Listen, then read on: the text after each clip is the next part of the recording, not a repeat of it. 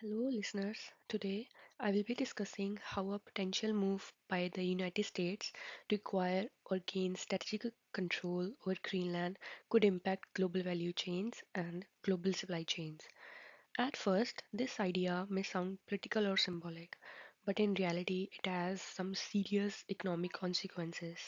In today's world, power is no longer just about territory, it's about controlling resources, logistic routes, and supply chain accesses.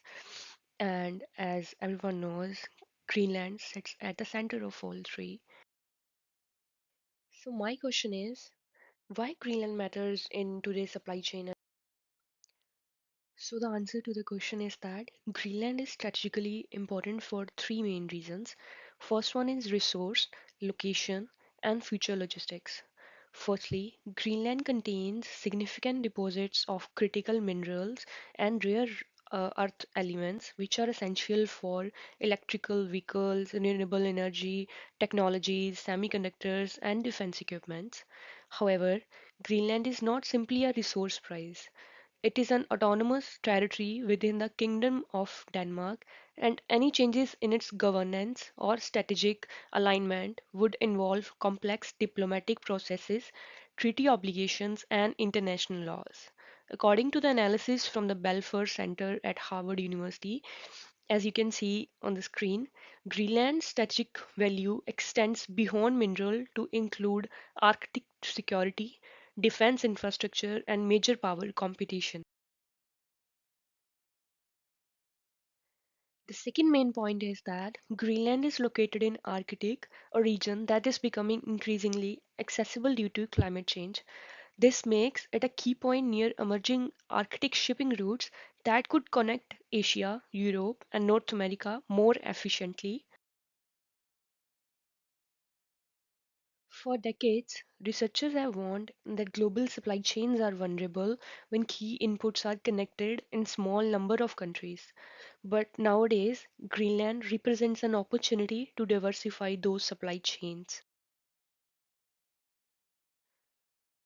And the third main important reason is critical and rare earth minerals, which plays an important role in global value chain nowadays.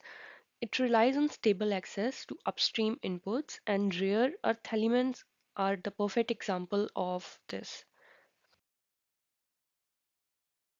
And I would like to share an example here from US Geological Survey report. So currently, a large share of rare earth mining, processing, and refining is concentrated in China.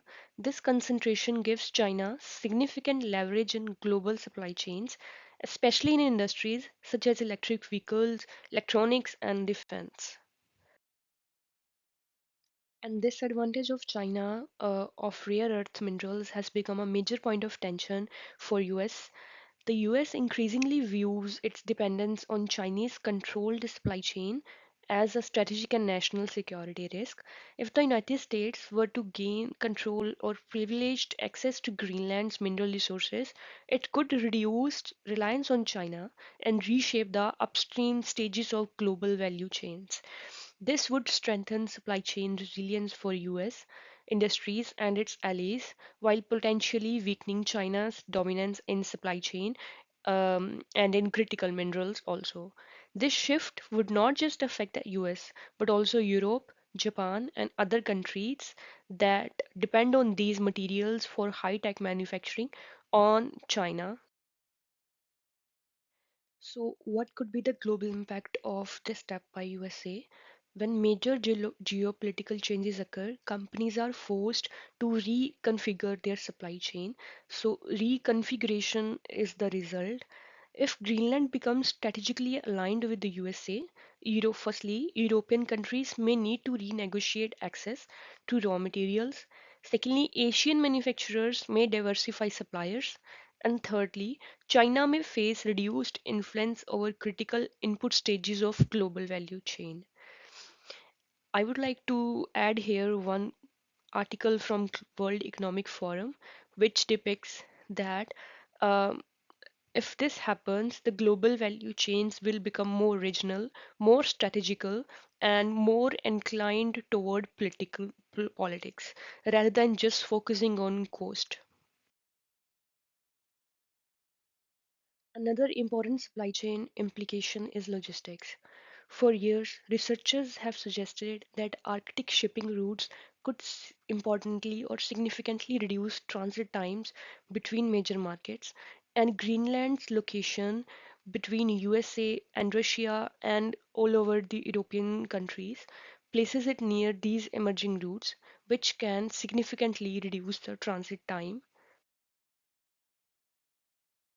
So I would like to tell here an example. The Istanbul Bridge. It's a part of shipping company from Chinese. It's called Sea Legend. So Istanbul Bridge, they successfully completed a historic travel or voyage from the port of Ningbo, Yushan, China to Europe, crossing the Northern Sea route through Arctic. And this made a history in October 2025, and it didn't just save fuel, but it saved 20 days of the travel.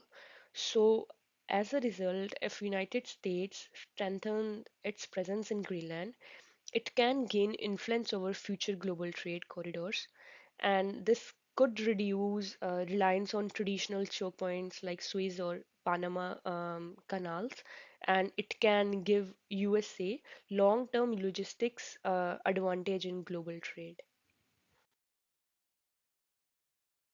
So to conclude, the idea of United States acquiring Greenland, it's not just a political headline, it's a supply chain story.